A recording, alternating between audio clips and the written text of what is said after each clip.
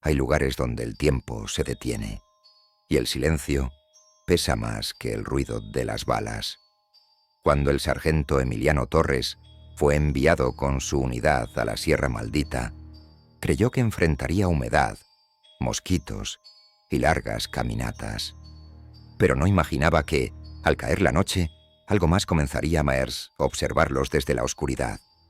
Esta no es una historia común. Lo que estás a punto de escuchar no tiene explicación lógica. Un antiguo campo de entrenamiento olvidado. Voces que nadie reconoce.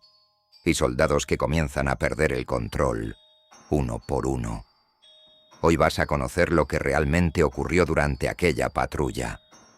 Un relato que muchos intentaron borrar, pero que sobrevivió en los susurros de quienes lograron salir de allí. Bienvenido a Relatos Ocultos de Guerra. ¿Te gustan las historias aterradoras que ocurren entre soldados y batallas? Entonces no pierdas tiempo y suscríbete al canal para hacer parte de nuestra legión. Ahora, vamos a lo que realmente importa. Durante una misión de entrenamiento en las montañas nevadas del sur de Mendoza, un grupo de soldados argentinos y comandos chilenos fue enviado a una zona poco explorada a más de 3000 metros de altura. El aire era delgado, el frío cortante y la sensación de estar lejos de todo era constante.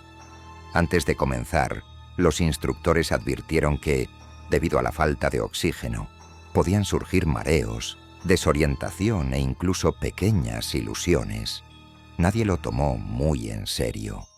Pasaron los días entre maniobras, simulacros y vigilancia. Pero fue en la segunda semana cuando algo extraño empezó a romper la rutina. Primero fueron las tiendas de campaña. Al amanecer aparecían con cortes finos, como si algo hubiera intentado rasgarlas durante la noche. Pensaron que tal vez se trataba del viento o de algún animal silvestre buscando refugio. Pero las marcas eran demasiado altas y demasiado simétricas. Una noche, mientras patrullaban cerca del campamento, uno de los soldados aseguró haber visto una figura agachada, inmóvil, sobre un risco a pocos metros de ellos. La describió como algo delgado, casi humano, pero con proporciones extrañas. Lo miraba fijamente. Sus compañeros se rieron al principio, creyendo que era efecto del cansancio. Pero al día siguiente, notaron que faltaban varias estacas y cuerdas de su equipo, como si alguien o algo las hubiera retirado con cuidado. Las noches siguientes se llenaron de susurros apagados, pasos sobre la nieve y sombras que parecían moverse justo cuando nadie estaba mirando. Aunque nadie lo decía en voz alta, todos sabían que algo se estaba acercando, algo que no era parte del entrenamiento y que parecía no querer que estuvieran allí. En una de las noches más frías registradas en el puesto de observación Águila Negra, escondido entre formaciones rocosas en plena cordillera, el cabo Ledesma fue despertado por un sonido que le heló la sangre, el inconfundible clic metálico de un fusil siendo manipulado. Pero cuando miró a su alrededor, todos sus compañeros dormían profundamente. El silencio era espeso y el aire inmóvil. Con el corazón acelerado, tomó su cuchillo táctico y salió de la tienda. Estaba convencido de que algún grupo infiltrado intentaba rodearlos. Recorrió el perímetro bajo la tenue luz de la luna, atento a cualquier movimiento. Pero no había señales de nadie. Solo la roca, el viento y esa sensación extraña de estar siendo observado desde muy cerca. Al amanecer, su carpa estaba en el suelo. Las piedras que usaban para mantenerla firme habían desaparecido, como si alguien las hubiera quitado con cuidado, sin hacer ruido. Fue entonces cuando su sargento, normalmente escéptico y sereno, rompió el silencio. Dijo haber visto algo desde su tienda. Una figura alta y delgada, completamente desnuda, con la piel tan clara que parecía brillar. Estaba parada sobre una roca cercana, inmóvil, mirando hacia el campamento, Lo que más le llamó la atención fueron sus ojos. Reflejaban la poca luz de la luna, como si guardaran algo dentro, algo antiguo. Pero apenas intentó fijar la vista, la criatura se desvaneció, sin dejar rastro. Nadie más quiso hablar del tema, pero desde esa noche, nadie volvió a dormir tranquilo en Águila Negra. El sargento, con la mirada perdida y el rostro tenso, describió algo que no encajaba en ninguna lógica conocida. Aquello que había visto no caminaba como un animal, ni mostraba señales propias de una persona. Se deslizaba con un silencio absoluto, sin romper una sola rama ni hacer crujir la tierra bajo sus pies. Y lo más inquietante, parecía entenderlos. No se trataba solo de una presencia. Aquello observaba con una calma que helaba los huesos, como si conociera de memoria sus turnos de guardia, sus hábitos, sus momentos de mayor distracción. Era una paciencia que no pertenecía a este mundo. Su piel, blanca como la cal, destacaba en la penumbra, y su cuerpo alargado tenía formas que no eran del todo humanas, como si hubiera sido moldeado por algo antiguo, ajeno y olvidado por el tiempo. Desde entonces, el silencio reinó entre los hombres. Nadie volvió a mencionar lo ocurrido, pero todos comenzaron a dormir con el dedo cerca del gatillo y los ojos entreabiertos. Algunos aseguraron haber escuchado una respiración leve, justo encima de sus tiendas, como si algo se agachara a escucharlos dormir. Pero cada vez que salían a revisar, el suelo permanecía intacto, sin huellas, sin señales, como si nada hubiese estado ahí. La calma del monte ya no era tranquilidad, sino una amenaza invisible. La sensación de estar siendo vigilados se volvió parte de la rutina, y poco a poco, la paranoia fue tomando control del escuadrón. En el año 2014, durante una operación de orientación nocturna en solitario, el teniente colombiano Diego Barragán fue asignado a una zona próxima al antiguo fuerte, El Álamo, justo en la frontera entre Tamaulipas y Texas. El terreno, marcado por viejos enfrentamientos y emboscadas olvidadas, estaba lleno de restos oxidados, estructuras medio derrumbadas y un silencio que parecía arrastrar ecos del pasado. La misión era simple: seguir una ruta preestablecida y regresar antes del amanecer. Diego avanzaba con calma, guiado por su brújula y la tenue luz de su linterna, cuando algo cambió en el ambiente. Al llegar a un claro lleno de pastizales resecos, sus pasos se detuvieron al ver una figura de pie sobre un tronco caído. No llevaba casco, ni uniforme, ni mostraba señales de pertenecer a ningún grupo conocido. Su silueta era alta, extremadamente delgada, con una postura que parecía antinatural. Al dirigirle la luz directamente, la escena se volvió aún más desconcertante. El cuerpo era liso, sin cabello, con brazos demasiado largos, como si se extendieran más allá de lo que debería ser posible. Y el rostro carecía por completo de expresión.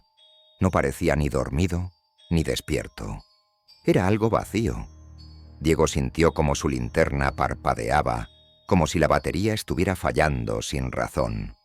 Cuando intentó enfocarlo de nuevo, la criatura ya se deslizaba hacia la maleza, sin hacer el más mínimo sonido, desapareciendo entre las sombras secas como si nunca hubiera estado allí.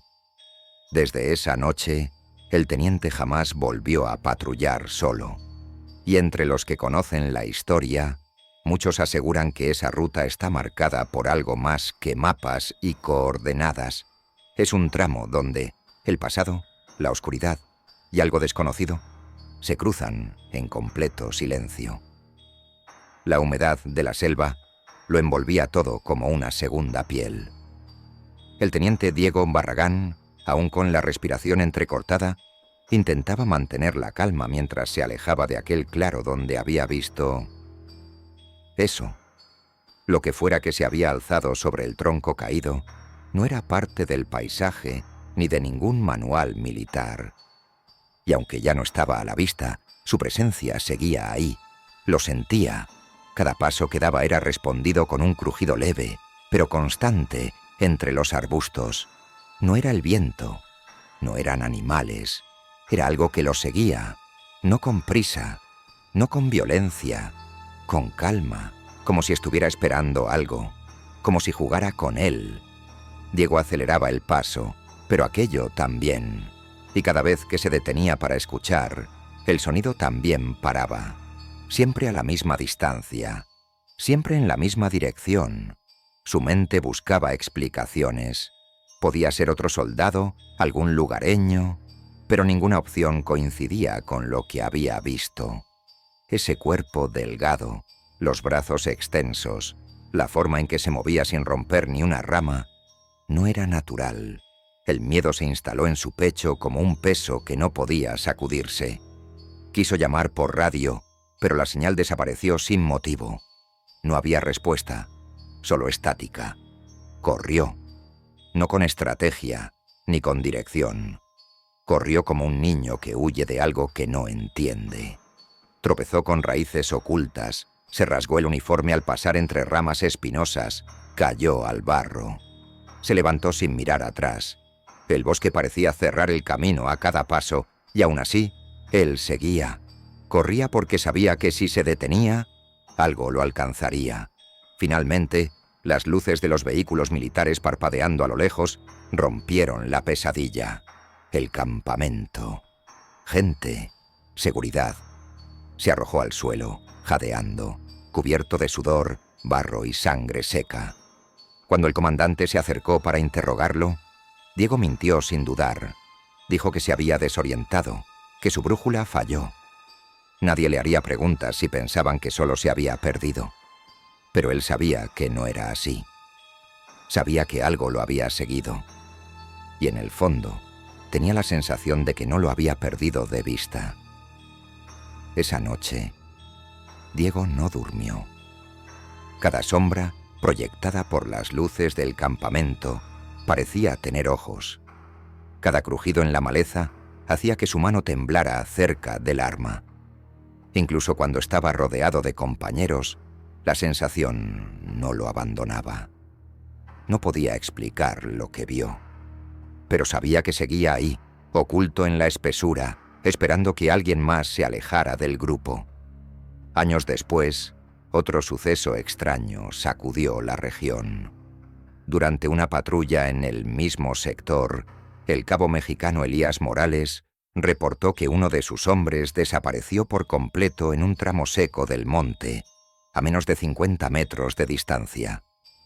No se escuchó ningún ruido, ningún grito, solo el silencio repentino.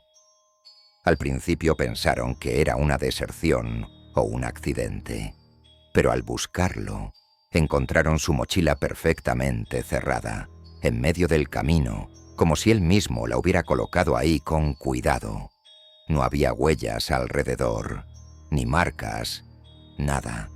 Esa noche, mientras revisaban la zona con focos térmicos, uno de los soldados juró haber visto una figura alargada escondida detrás de un árbol. Se movía, pero no emitía calor alguno, como si estuviera ahí, pero no estuviera viva. Elías nunca lo comentó oficialmente, pero desde entonces, cada vez que debe patrullar por aquella región, lo hace en grupo, sin separarse ni un solo metro de sus compañeros, porque hay caminos que no deberían recorrerse solo, especialmente cuando la selva parece estar observando cada movimiento. Y a veces, solo a veces, alguien vuelve a escuchar pasos que no pertenecen a nadie.